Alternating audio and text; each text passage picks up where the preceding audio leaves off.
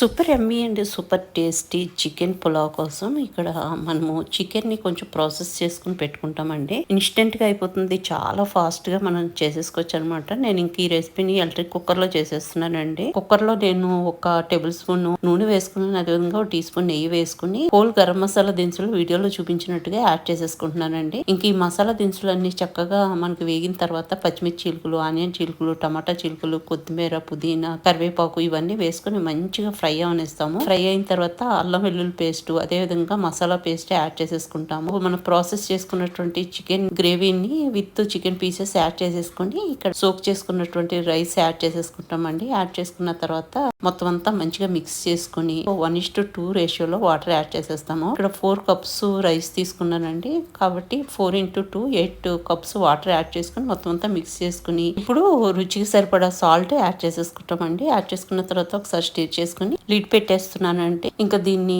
Rice mode లో పెట్టేసుకుంటే మనకి 15 మినిట్స్ కంతా రైస్ ఉడికిపోతుంది. ఓపెన్ చేసినప్పుడే జస్ట్ వారం నుంచి ఇలా కలుపుకున్నట్టు చేసుకుంటే పొడి పొడిగా చక్కగా ఉంటుందండి. ఎంత రుచిగా ఉంటుందో చెప్పలేని, చాలా చాలా టేస్టీగా ఉంటుంది. ఇంకా ఈ రైస్ ని మనం చికెన్ కర్రీతో కలిపి వడ్డిస్తే అంతేనండి, వేడి వేడిగా సూపర్ గా ఉంటుంది.